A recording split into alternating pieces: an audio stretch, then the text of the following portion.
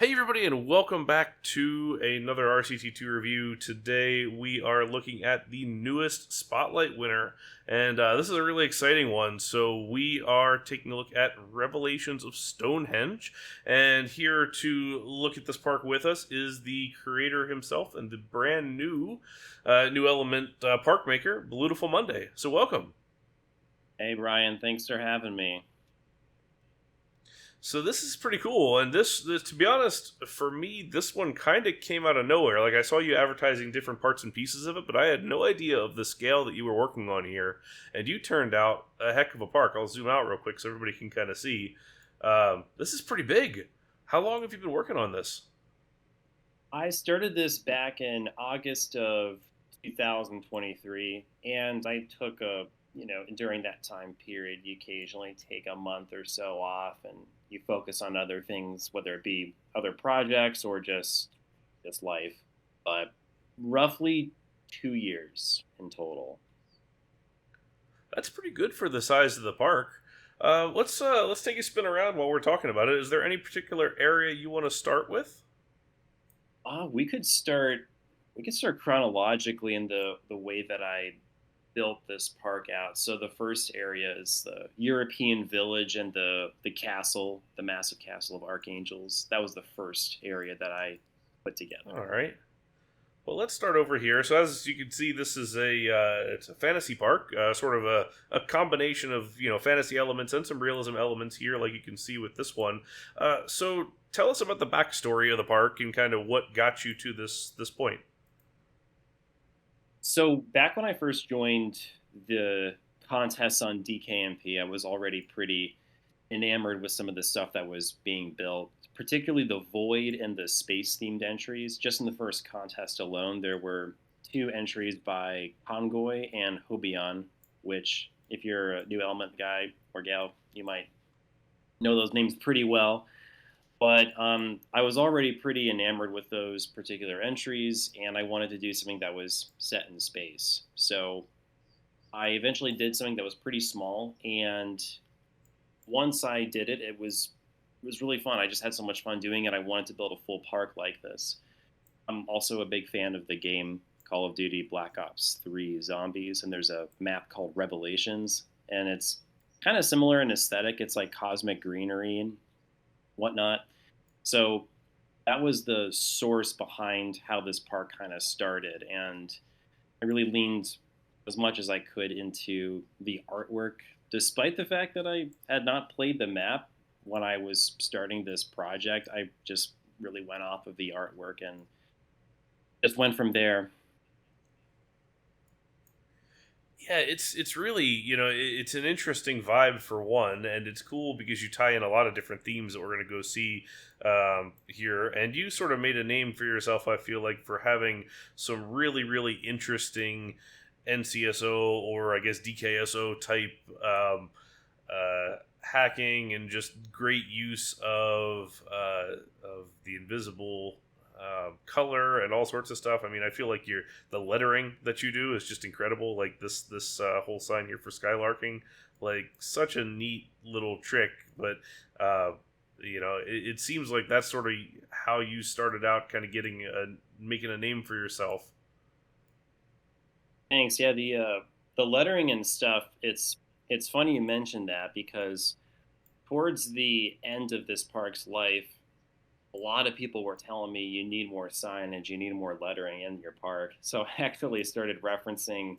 There's this amazing guy named Manticore who has this little cheat sheet of how you can double stack letters, and I reference that for some of the basic text like skylarking. There's a few other buildings like there's this bar called Last Call. I think there's one called Baller's Cauldron that also uses it as well.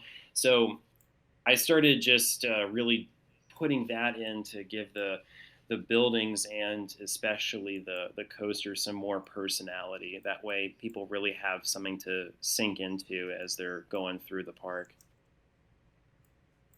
So this is an absolutely gigantic piece of architecture, incredibly impressive. For one, I always struggle to build large like this. Tell us about this kind of themed area in general. So the the initial theme was to build a village, and I wanted to build for the longest time. I wanted to build a really massive castle, and I was just looking up some reference artwork, and I found this reference image of this beautiful castle in the sea. It looks pretty much identical to this. It's nearly a one-to-one replica of it, and it's funny because the the guy who advised me throughout the project, Molpier, he used the exact same reference image, I think, 3 years ago for his own his own park. Like he did this ride creation contest, and it's the exact same reference image. We both found it just completely happenstance, and I just thought it'd be funny to share that. Um, but yeah, like even though it is a reference image, it was kind of scary building the castle because I was so worried I'd run out of room because if you go to the top of the castle, I mean, it actually goes all the way up to the in-game limit. I don't think you can raise the top spire any further than it already is. So yeah, um, yeah, I wanted to have a more of like a religious aspect to it. So like on the back, I went and named all the saints that I could find and just arrange them in a symmetrical honor ceremony as well. Ah, that's very cool. Yeah, I love that little detail. That's super neat. Huh. Yeah, the size of it is just so immense, and it's cool just because of the way that the perspective works. Like, you look at it from this side, and you get the castle, and you get these kind of other little buildings and things. But if you turn around, then you get them in their true nature here with the floating aspect in space, connected by all these sort of just waves and waterfalls and things like that. So it's kind of neat because you get kind of new things to explore with every turn that you make. Yeah, that was one thing I was kind of worried about from like the first angle. Like, are they gonna make it look messy? But then it's kind of like you kind of have to play around with like dummy trees to just have them positioned before you start building like actual buildings and actual landscaping that's floating around in space. So that's one thing that I did a lot is I would just take a big tree, like one of those big ugly expansion trees, and just have it float around and see. I'd rotate the camera a lot to see like is it going to obstruct something? Is it not going to? If it does obstruct it, is it worth obstructing it? Those kind of things with macro and perspective.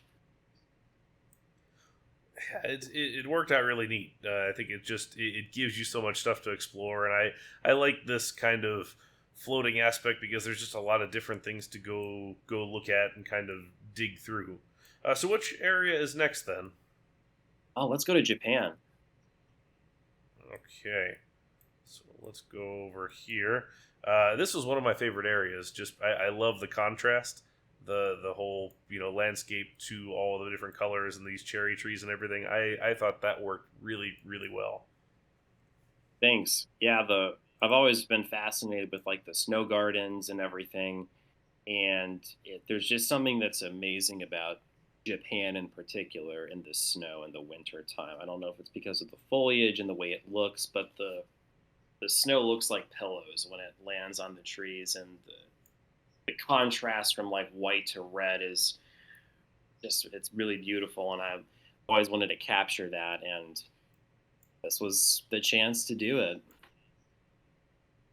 Yeah, it's super neat too because I like that it's fairly sparse. When you compare it to the area we were just in, it has room to breathe a little bit because I kind of like that about Japan anyway. That you have these really great temple complexes that have just such cool nature around it. I love these little bridges you have in here with these ponds, and it feels very serene.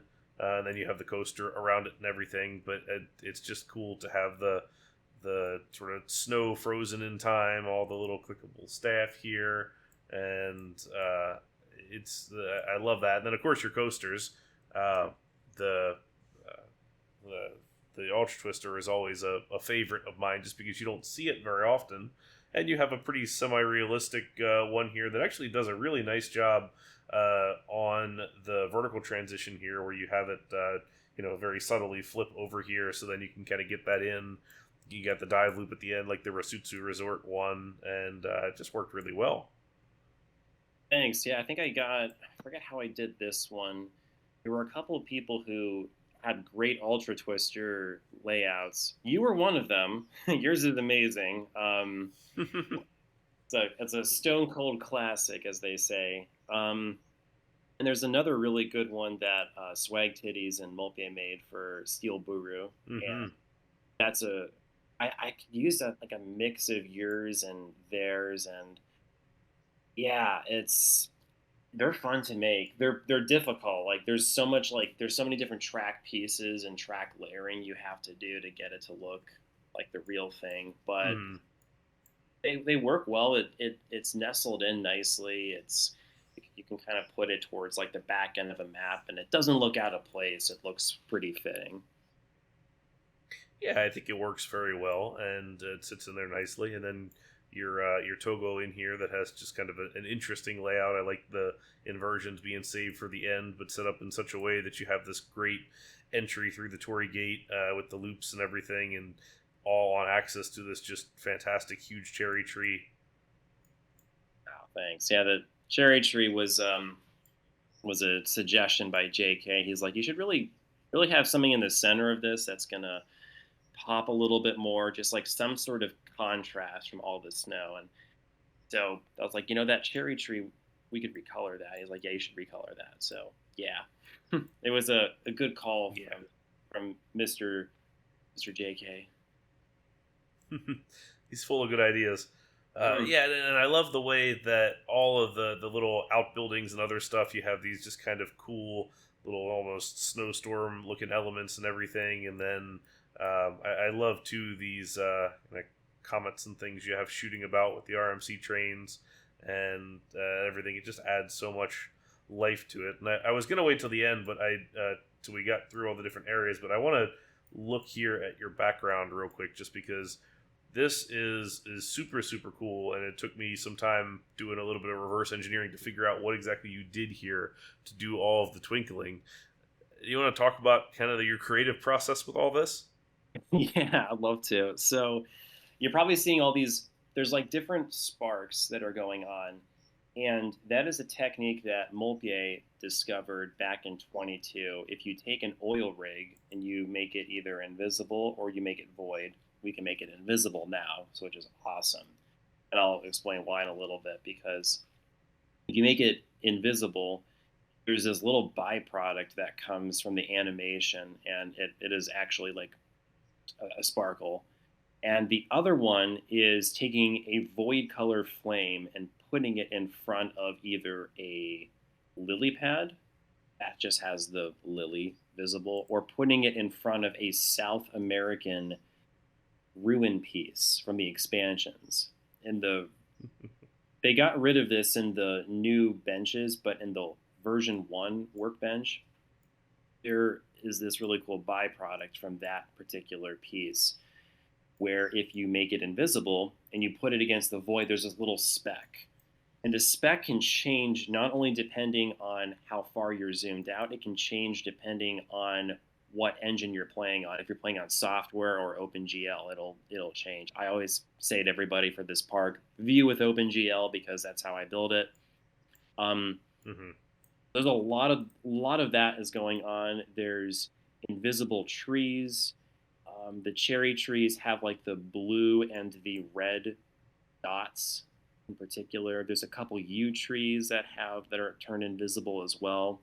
The ones that are more visible are actually just black colored trees, so they're not void or invisible. But this is and I like seeing. I love CSO projects and stuff, but I think this looks really convincing because it doesn't look like artificial objects. It looks very natural. It looks Hmm. organic. It looks like an actual, depiction of space. It looks like distant stars, very distant Yeah, I stars. was gonna say, CSO or not, I think this is easily the best Starfield we've ever seen in the game. I mean, it's just so convincing, like you said, everything from the just kind of twinkling elements, the different sizes of the dots, all the different Milky Way and galaxy type imagery here, of the different kind of dark colors, and it really speaks very well to the whole idea of space and kind of what you're getting out of it. It's just super super cool. Really well done. Thank you. It means a lot. All right, so where are we off to now? Let's go to Africa. All right, we're going to cross the map to this side. We'll come across here, and all of these, by the way, connect back to our center, Stonehenge here. So this is our unifying theme of the whole thing, and then we have some bridge connections on the other side. I love how these just sort of dematerialize into nothing on the way down. All right, well, tell us about Africa then. Yeah, so Africa is such an interesting place in terms of all of the different things that have come out that have inspired Western culture. Coffee comes from Africa. We've got polyrhythms that come from Africa. There was this huge surge of African influence in our pop music and our rock music in the late 70s, early 80s, particularly with Talking Heads and David Byrne, Brian Eno, Peter Mm. Gabriel, John Hassel. And I love the colors of Africa so much. That's particularly like the savannah, the temples, the wildlife, the red rocks, and all of that is really well done, particularly with Bobber Tappy and his build from a few years ago. I think it's pronounced Bauer Bobby. Am I correct? Someone can correct me if I'm wrong. Yes, yes, yeah. I actually don't really know, but I think yours sounds correct. Yeah, that actually inspired me in terms of like getting the colors right because I was really trying to like figure out, okay, how can I make this without CSO? This is going to be pretty tricky, but let's get the colors right at least. So kind of seeing how he did that. Um, the the Red Rocks went through a lot of evolution, like where the drum circle is at. That is initially I just had like your typical red sand, but then I went through and realized you can actually add a lot of these. I think they're like expansion red rocks combined with some of the recolorable prehistoric rocks. If you stack them and recolor them appropriately, you can create this really crunch, rock heavy texture for your base and put a bunch of other objects on top of it. It's there's a lot of objects in the landscaping here to get that effect. Well, and what's cool about it is that it doesn't look like it's object heavy, or it doesn't look like there's too much going on. I know a lot of times with CSO, one of the challenges is you get too much crunch when you start to add in a lot of those things, and it just becomes a little bit texture heavy and hard to read. I think this is incredibly readable, and at the same time, it also still has that great enhanced texture. So there's, I'm sure, a balance to strike, but it really works very well. That's good to hear.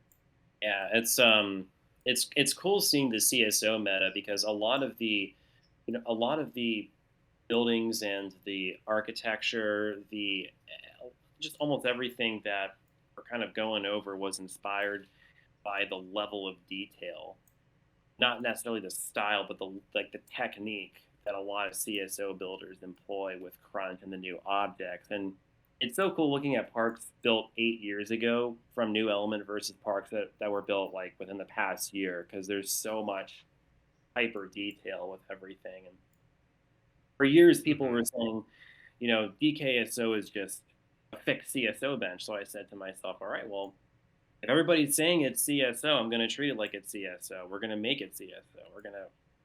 We gotta approach that level within good taste and good reason, of course. But yeah, we gotta try and make that the thing here. Well, and I think for me, and granted, this comes from somebody who's a purely CSO builder. My NCSO is terrible, and it's just I'm not very skilled in it. But from my viewing preferences, typically, oftentimes I feel like NCSO or DKCSO has the potential to end up looking kind of clunky compared to CSO, where it's got generally larger objects because you don't have the smaller detail objects like the eighth tile and the 16th tile and the even smaller bits and pieces and things. And what I really love about what you've done here is you found that balance where you haven't let the piece limitation hinder you in any real way. You've been able to find, a lot of times with the invisible colors or whatever it is, you've been able to find this great detail here where you still hit the fine level of detail and you don't have that sort of clunkiness that I feel like can often befall a lot of builders. And the result ends up being really, really strong. Ah, thanks. Yeah, that's definitely something that I've been trying to keep in mind. Just don't let there be any limits at the bench. If you encounter something that doesn't look good, then don't do it. Like as simple as that may seem, it's not, because sometimes we want to take the bench as far as possible, but you always have to like ask yourself at the end of the day, does this look good? If the answer is no, then revise and rethink, reiterate. Hmm. Exactly, and I think Sammy's been talking about it in his Fundamental Forest series, and it's always that sort of topic on everybody's mind on NE, especially, is just being willing to iterate your process and really look at things with a discerning eye, and not necessarily be satisfied with every last thing the first time it goes down, and continue to change and edit and everything, and typically that leads to a good result. Agreed. Absolutely. I love this coaster layout. This is a really good one. It's a incredibly long coaster for a 5,300 feet. That's a good one. But the layout is super smooth and looks really, really nice through this whole space. I love a good invert, and they're hard to do in RCT. Thanks. That means a lot. Yeah, they are pretty tricky because like I don't know, they don't have all the new pieces just yet, so they can look kind of clunky, especially with like the when you're doing those upward banked pieces. It can Hmm. the transitions when you go from like bank to straight look bizarre. You know what I mean? It's Hmm. hard to explain, but like if you look closely enough, you can see it with other inverts. And every time I encountered that, I'm like, nope, I'm not gonna do that. It's gotta make it smooth, gotta make it look clean. Yeah, I think it takes a little bit of extra effort to get there, but it's a good result when it works. And cool building too. I like the architecture on this one, and again, it's difficult to make buildings of this size, especially when you're mixing it in with smaller 2x2s and 2x extensions here to make things of this size look good. But it works well while still having two rides very cleanly integrated into it. I think one of the last things that I did, it was kind of a risky move, but I just had to do it. Before I submitted the park, was I actually changed the layout of the invert. So it initially, from the angle you're looking at right now, the train would go off the lift hill and it would do a downward curve into the first inversion, the vertical loop. But the last Hmm. minute, I was like, let's have some purpose with the temple. Let's have it wrap around and interact with it. And I think it really ended up helping out quite a bit with the Yeah, I flow. love that. Yeah, it's a great start, and uses the space really well, and does a nice job, I think, kind of sitting over top of the water splash here on that ride, and just does a very nice job to make these things feel integrated together rather than sort of two entities taking up the same space but sort of separately existing. Yeah, agreed. Agreed. All right, so let's move on. I'm guessing we want to go up to here. Antwerp is next, so we can hit the west if you want. We can do this if you want. This is my favorite area, so let's save that one to the end, All right, and let's fair. go here. All Cool. right, Cool. so tell us about this one. Actually, I'm going to kind of work our way over while we're talking, just because there's a lot of cool stuff here on the way. Yeah, so the west, I have a love for autumn. I love the colors, and I also really like the modern American West. And this area is dedicated to a builder named Meckett, who you're probably super familiar with. Um, Hmm. he was really active from 2019 to 2020, and kind of similar to how NE went through an NCSO renaissance with players like Zeka and Alex. Um, we also went through one with Meckett. He didn't just make things look good; like he knew how to push the boundaries of object usage. And the street lines themselves are actually a near replication of what he did for one of his bridge entries. He did a mini bridge entry once, and I remember seeing the road lines, and I'm like, wow, that is so cool. It looks so nice, and so there's a little nod to Mecca there with that. But yeah, we haven't heard from him since. Haven't heard from him since the end of 2020. But he always loved the West and loved different themes that were Western based or Western inspired. So couldn't Yeah, could not do a Western. I love it. It's a great homage to it. Meckett is fantastic. I hope he's doing well. And, it's neat to see. I love the streetscape for one, just the architecture. We talked about signage earlier. I mean, we can just go down the line here. Football helmet backwards, that's pretty cool. The boomerangs here, and didgeridoo there. This kind of giant Mexican sign there. The North Face thing, layered over the Texas Giant right here. Beer and whiskey, all of this. The ice cream one I particularly love. Like, that one is just super, super cool. And then even all the way out here, you've got your Journey for Meckett, and I think that's super, super neat. Yeah, I had to get Meckett's name in there somewhere. Yeah, so your big coaster here being dedicated to the man himself, nice size RMC, and sits super, super nice up against the backdrop here. I love the whole idea of a wood coaster with the fall foliage and everything. I think that always looks nice. I loved the bridge entry from JK's team in head to head. I think that was just done so well, and same sort of thing here. It just looks Yeah, great. that's such a good map they made, and that thing was awesome. Absolutely. Pick up some stuff here. This is kind of a neat element. I like the way that you did this, since you don't have the vertical twist on there. You have this kind of come out of the thing, then turn and come up. And initially I looked at it and I was like, ugh. And then I looked at it closer and I was like, actually, that works shockingly well. And it's neat. So I love those sorts of little discoveries, and always seeing how people use the new pieces and everything. It's just such a game changer to have those at your disposal.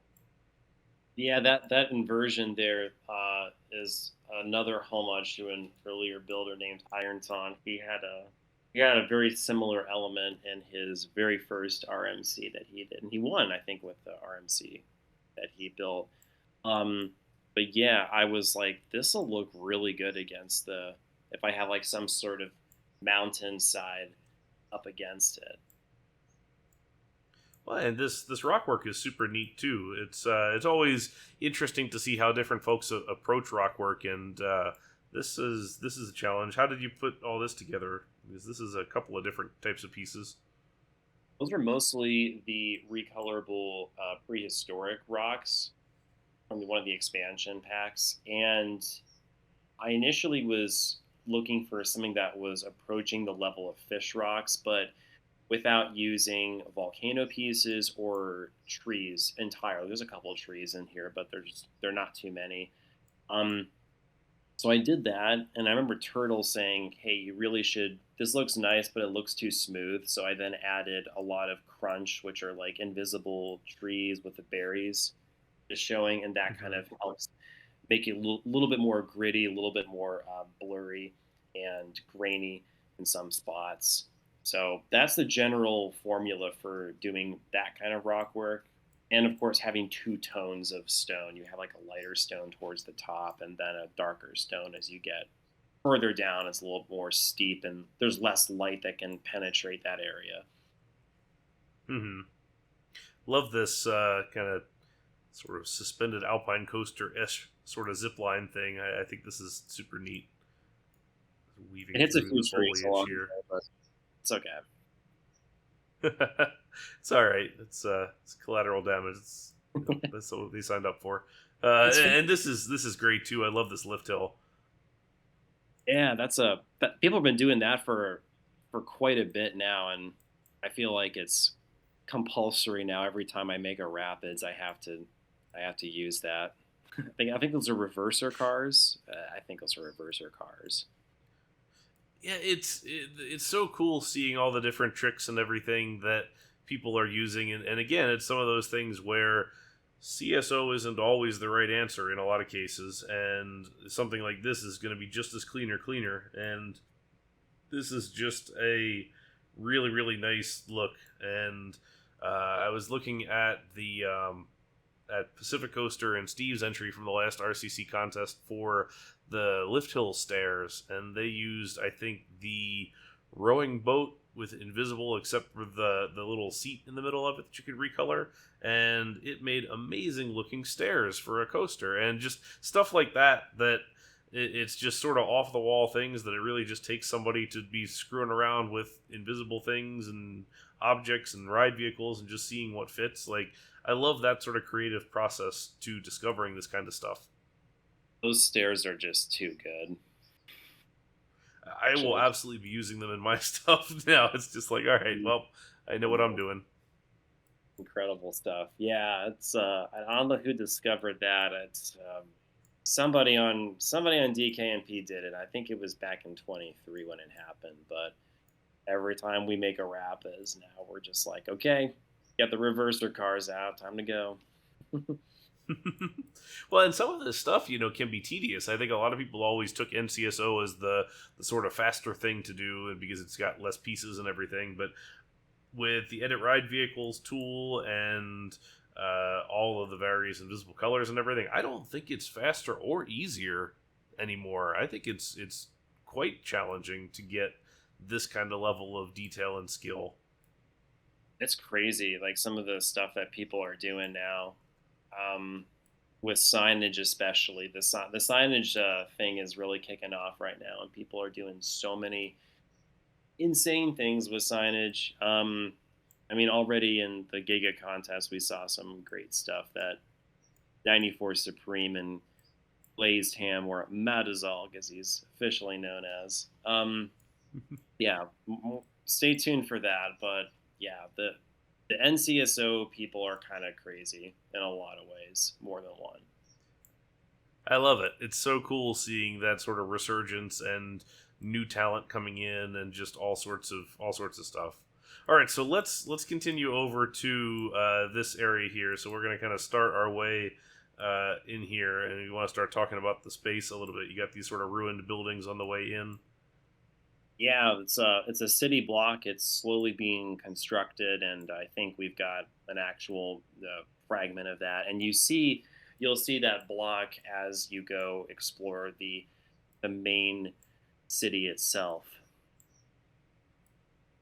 So this is the whole area, and I'm actually going to zoom out a little bit so you can kind of get in the whole of it. This was easily my favorite area when I was watching initially, and I spent a long time in here just kind of going around and looking at stuff. It's just super super nice. I really love the blues contrasted with those sort of cooler grays and everything. So color wise, I think this one does really well. And then from a ride standpoint, it's got two of my favorites here. This suspended coaster that really sort of mirrors the kind of wavy elements around, and then we also have the flying coaster. But we'll start here with the suspended.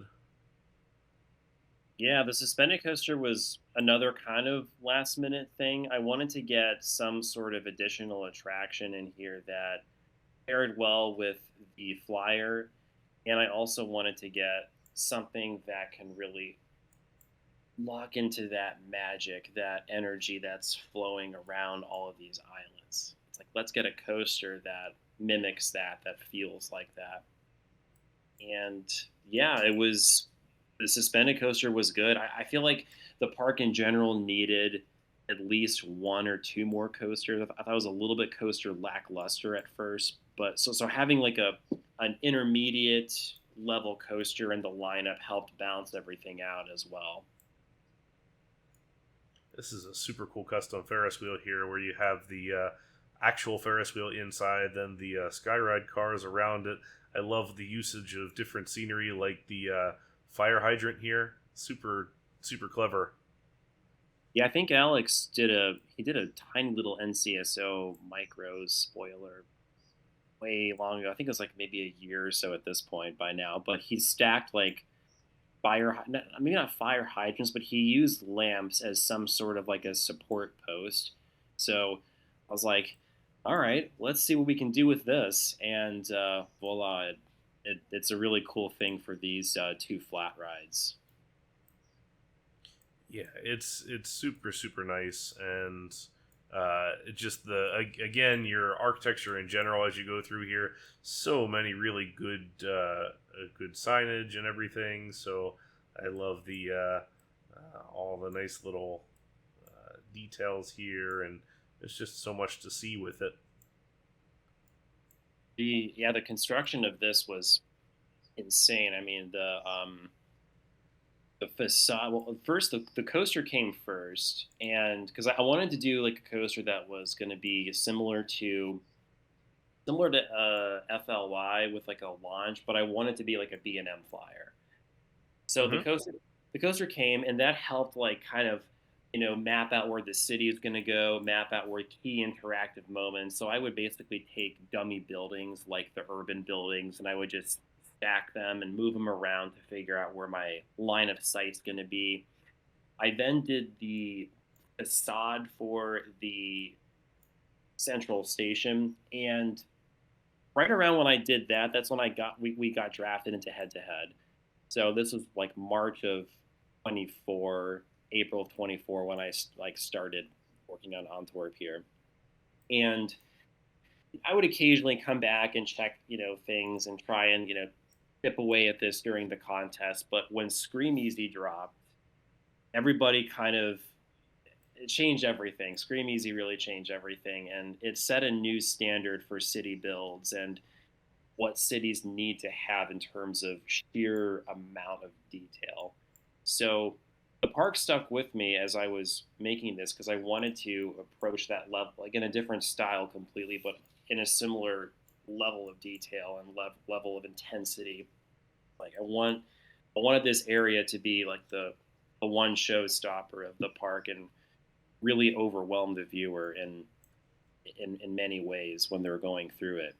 So um, I think one of the last things that I remember saying to my friends, like, "Hey, I want this to be my answer to Scream Easy in terms of detail," and they're like, "Hey, you need more signage," and I'm like, "Okay, more signage it is." So back to the signage and everything, and I was like, "Oh, here we go again."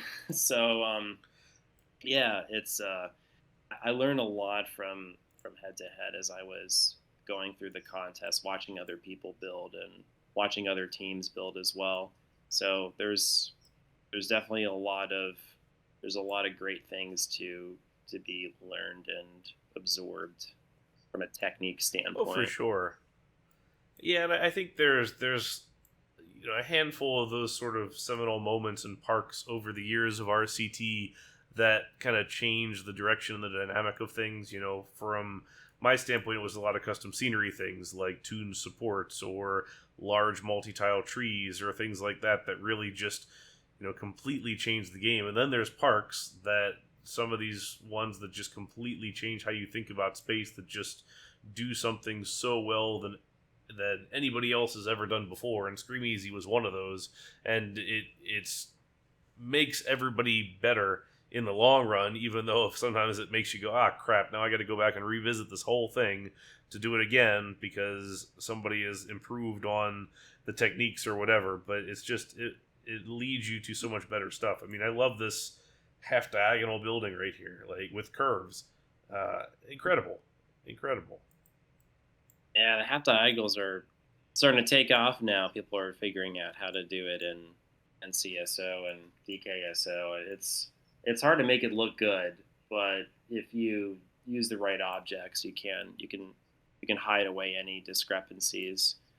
Um, yeah, for sure. There's a lot of really amazing stuff. In fact, I remember when I was on your channel, like when I first found your channel, I remember seeing you review Gladshine or Gladshine from Head to Head 9, and I think I Mm-hmm. commented something like, "Man, this is actually insane. I could never come up with something this crazy, and I still don't think I can. That's an amazing part. But it's cool to actually be on your channel now, all these years later, and talking about something that I made." Well, I think it's just I think this is easily as creative as that is, and it's just neat to see all the different usages of things or just stuff that I haven't necessarily noticed before, like the way you've done these windows here. This sign is so cool here with the violin and everything, and I think you said it's Anton Sommers. This was a violin builder in Antwerp. Yeah, I was trying to find a violin shop in Antwerp, and there were a couple, but I don't know. I went with Anton Summers and his for some reason. At least the name. I don't know. I never been in the shop. I haven't seen pictures of it, but like let's get a violin here. This will really kind of enhance the art aspect that's very strong over in Europe. Yeah, I like that idea. What led you to Antwerp specifically? Well, initially this was going to be like a fusion of different cities, and I was going to have like slanted skyscrapers. And after some experiments, it just nothing really worked. So I said, let's do one city. Let's do it really well. And I remember seeing the train station that Mama Maria's made for the Grand Tour back in 23, and I was like, what city was that? That structure was pretty incredible, and I looked it up. It was Antwerp, and I just started looking up different buildings in Antwerp, and I was like, this has got to be it. Okay, we're doing this. The architecture just hits differently. Like Belgium architecture it's just built different. It's dynamic, it's intense, it's beautiful. It's so beautiful, and wanted to capture that. Yeah, you're gonna have a lot of the Belgians saying, "Yep, I agree with you." We have a lot of Belgians on New Element, so it's always kind of cool to see. And I agree with you. There's some really really cool stuff there. Love the Turkish flag in the kebab shop. That's cool. Neat little detail there. Just lots of cool things to discover, and that's what I love about these sorts of things. Whether it's realism or fantasy or whatever it may be, just the ability to get in here and just keep finding new stuff. Like it really encourages exploration, which I think is the most fun aspect of a lot of this stuff. I think I could easily. I mean, I've spent a couple hours in this park already, and you could easily spend a lot more. Just kind of exploring each of the different areas, looking at each of the facades. There's just so much that you can really kind of discover. Is there particular little details or things that you are really super proud of, or something that you think folks might miss that you like to point out? Good question. Let's see. Well, the Church of Our Lady Cathedral was pretty. It's a big building in the park, but it's actually even bigger in real life, and I wanted to, get that and really try to make that the wraparound for the coaster. And the one other thing that's pretty cool about these two coasters is that if you go to the primary viewing angle, kind of down where the central station is at, if you zoom in towards the helix, right there where you've got the two coaster tracks, depending on where you are, or depending on when you load up the game, these two will interact with each other. It's kind of like Twisted Colossus from Magic Mountain. You might have to speed it up, but I think they're synced up on this next cycle.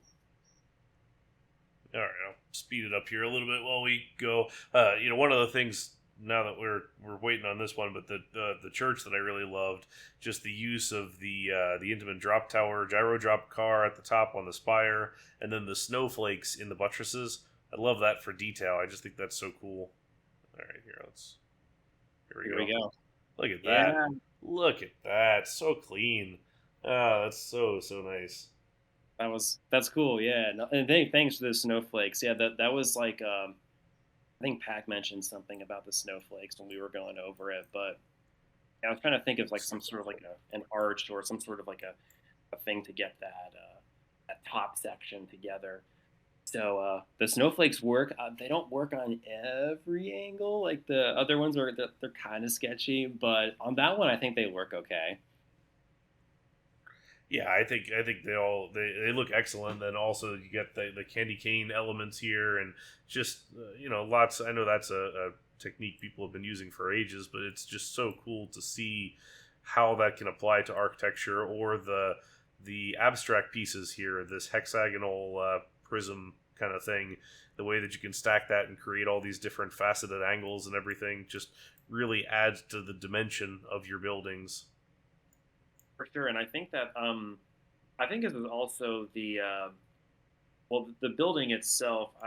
I was like eventually I was gonna, I forget how I was gonna say this, but like over like towards the back end of the park, it's kind of where my workbench was. And I remember like having to divide this cathedral up into like different sections, and then I'd copy and paste them on top of each other. And I think there was like one where it was almost too short, and then I kind of like added another floor to it, and then it looked more natural. But the hard part about this was like make this really cool, but don't take away the focus from the central station. Have them complement each Hmm. other. Because you Yeah, I want to think have. it works really well from a scale standpoint, and I think that does well. And my gosh, God bless the scenery manager, the ability to just do this and uh, kind of iterate everything. No, the senior major is amazing because like that block, that line of buildings right next to the launch, that was too close at one point. So I had to copy and paste that entire thing and move it, where it is right now, about 20 tiles or so, so people could see the launch more easily. And this, of course, is before I put signage in. Thank God, because if I had signage in, it would have corrupted all the signs. But yeah, it's a godsend, the scenery manager. It really is. I think about how it used to be, and you kind of had to commit to something. And if you didn't really like it, you had to decide how badly you didn't like it if you really wanted to take the whole thing down and rebuild it again. And I remember multiple times of either settling or just sucking it up and spending another couple hours moving things around, and it was just not a great time. So the ability to do that now is just so nice. Oh, But indeed. yeah, what what a great park, though. I mean, it really, really turned out nice, and it's huge. We haven't seen a pure fantasy spotlight for a while on New Element, I don't think, and it's really nice to see this kind of come out. What are your highlights of the park? Like, what are your favorite bits? Oh man, it's kind of a journey because I grew a lot as a builder as I was making this, and when I was making the European section, it just, I mean, what you're looking at now is just completely different from how it initially looked. I probably would say if I had to pick like a favorite area, it's probably Africa. I don't know. There's something warm and inviting about Hmm. it that I really like, and I know Antwerp is probably most people's favorite area, and that understandably so. But um, if I had to pick one area, probably Africa. There's just something really cool about it. Yeah, it's I warm. I always like warmth, like you say, the color combination of African themes or Arabian themes, like Middle Eastern Arabic type themes, where you typically have a lot of warmer colors. You got the sort of red sand or yellow and white sand, and mixed with a little bit of that landscaping and everything, and you have this just kind of very naturalistic tans and browns and reds and things, and then they're accented by either water like you've got here or this coaster that really kind of makes it pop. I always just think the color aspects of that work really well together. For sure, for sure. And yeah, it was a tough tall order to do without full CSO access, but here we are. We managed. We did it. Yeah, it's certainly an achievement, and it's really really cool, and it's been great to see all the positive reaction to it. And I'm sure it's kind of neat for you too. You haven't been on the scene too long, all things considered, and to already knock out a park of this size and of this quality, that's pretty impressive. Oh, thanks. I couldn't. I will say I couldn't have done it without Ball Pit Warrior. Actually, when we were this whole thing initially started as a park creation contest, and there's a very shabby 6 month long version of this park floating around out there that I did back in March of 24. It only had 3 islands and it was much less refined than it is now. But it was the whole contest was about world wonders. And I remember Ball Pit was running into a roadblock. I'm like, I don't know what I'm going to do here. And he's like, you should do Stonehenge. And I'm like, what's Stonehenge? And I was like, I think I know what that is. I don't really know what it is. I looked it up and I'm like, this is cool. So yeah, I was like, let's have this serve as the entrance to the whole park. And yeah, thanks Ball Pit for for doing this. If it weren't for you, I don't know if I would have had a park. It all started there. I um, think that's always the cool thing to see when you look back at the building journey and how everybody has shaped that everything, because it's, maybe a solo park, but at the same time you're getting so much great feedback and advice from the community, and that's to me one of the best things about the RC community in general. Not just like a new element or a DK or whatever. It's the whole community really is just so neat in its encouragement and ideas, and just really commitment to making things as good as they can be. yeah, there's a whole community of builders that really were enthusiastic about this park that I'm a part of in a Discord, and they saw a lot of the progress of the park as it was getting developed and changed. Occasional questionable things would come in. I'd be like, "Hey, how's this look?" And they're like reacting with worry emojis because it looked pretty bad. And I'm like, "Okay, I'll revise that." So, um, but yeah, honestly, I almost gave up making this park. I remember it was like back in October. I was so upset with how much time I sank into this, and I was like, this is taking over my life. I don't know what I'm doing anymore. This is not good, and I almost abandoned this whole thing. But I'm really, a lot of those people really encouraged me, like, hey, you really should finish this. Like you've done something really cool here. I don't want you to throw this away. So um, I'm very thankful for them to have encouraged me to get this actually over the finish line. You know who you are. Well, that's good. It's cool to have that encouragement. It's good to have people who will give you an honest feedback. I think that's always really key. And you're right about the time sink in RCT at this level and at this size and at this type of detail and everything. It's a time commitment. For me, I build slow, and it's my best full park turnout is 3 years. And you've managed to do this in even less time than that, and it's still, though, starting in 2023 and going to now, that's a long time, and it's a lot of time and effort to invest in this, and you got to be happy with it, be able to take it through to the finish. And the kind of moment comes once you submit it. I feel like there's sort of two things: either you're going to look back at it and say, man, that was tough, but I'm really, really happy with how it turned out, or man, I can't wait to get this thing finished, and I'm glad that it's out, and I never want to look at this park again. Hopefully, you're the former of those two, because that's always the better option if you can do it. I am. Don't worry. I am the former. No, I am. I look forward That's to good. seeing. I look forward to seeing your take on Blackpool whenever you get that cooking again. Yeah, it's that's the hard part, is it's just the time commitment is a lot, and as you get through life and things change and everything, it's funny how long we've all been in this game. We did the video with Zof the other day for Balearica Bay, and that was a 21-year-old park, and it's funny, we've basically grown up with this game, and we've finished college and started families and had careers, and it's just kind of really interesting that this becomes the consistency within our lives, and it kind of continues to develop and build these kind of cool communities and everything that I really appreciate. And that's just me getting sappy about it, but it's just kind of neat to see how this has been a part of all of our lives to this point, and how dedicated we all are to be able to finish something of this size and nature.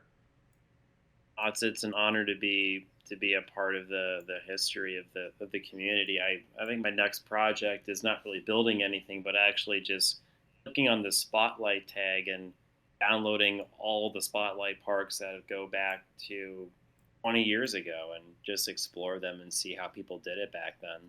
It's cool. It's history. I think that's a neat thing to consider. And Sammy and I have been talking about this, doing more of like an RCT history sort of thing. And I love how he's been looking back at some different things and going through it all. And it's just kind of neat because there has been a lot of advancement over the years, and it's kind of easy to lose the challenge and the difficulty of what and how you did things back in the day, and stuff that now is a single click maybe could have taken hours upon hours before. And there's just so many interesting details, and it's like, you get together and you kind of reminisce like, a couple old people, but it's just kind of fun to talk about how and where you got to each of these things. And it's neat because it all has led up to this moment where we have all these great tools of the trade to be able to put together something of this nature and really make it happen. Have you thought about what's next for you from a building standpoint? Like anything that you have been dying to make? Well, right now, the thing I'm dying the most to make is to make plans to go to the beach and get washed up. No, Take a break is always good. it's it's funny. I was thinking about the other day. I was talking with JK. I'm like, I really should do CSO at some point, and that's probably going to be the next thing I try to learn. Is I mean, when I'm, it's going to be probably a very casual thing, but I definitely want to learn how to do some of the stuff that people are doing now. So maybe like a micro entry or something. But it'd be cool. I mean, if I do another Spotlight Park, it would definitely be something very high fantasy. I don't know the theme or anything about it, but learning how to do CSO, I think would be fun. So when I got some time, maybe in the over winter break, I'll download the Six Frags bench again, or the Extreme bench, or a Pro Tour bench, who knows, and have some Right? fun. Yeah. Oh, that's good. It's cool to be able to say, all right, I want to learn this technique or something. It's very easy to kind of get stuck into a single way to do things or single build style or technique. And, the ability to explore is cool just to see what else is out there. Oh, for sure. There's the architecture possibilities with CSO are particularly enamoring for me, as well as pathing. Pathing in DKSO sucks. It is so awful. 'Cause the stuff that I think the Leafy Lake people had to do, which is NCSO. I mean, and what's going on behind the scenes with Magic Mountain, the proxy pathing. I mean, I don't even want to think about that. That's like actually one of the things. There's no proxy pathing in this park, but the CSO people, like in particular, it's like you just build your path and you put invisible path over it, and that's it. I think Pretty much. Yeah, that's all it is. that's the life right there. Yeah, it's amazing. And I guess that's a benefit to having, floating path like you got here, is you don't have to deal with that as much. Right, right. Blocks are the future. So yeah, that's one thing that I do. Yeah, I look forward to checking it out a little bit more closely. But yeah, Very good. Well, thank you so much for being on and talking about your park. This has been really cool to see. It's an incredible release, and I think everybody is really happy to see this as a new spotlight and have you as part of the community. well, thanks. Thank you everybody for reviewing it, downloading it, and yeah, just enjoying it. So yeah, thanks. Thank you all. Absolutely. And if you do want to download this park, I will have a link in the description below to download this. You will need Open RCT2 to view this park, so I'll have a link for that below too. So don't miss it. Make sure you leave a comment about what you liked about the park and some of your thoughts, because I know Blue will be very happy to read those. It's always great to get comments, especially after you've put in this much time. So definitely show him some love on that one. But thank you all very much for watching. As always, if there's parks you want me to take a look at, feel free to suggest as well. But we'll be back with some more of these here in the future. But until next time, thank you all very much for watching, and have a great day. Bye now.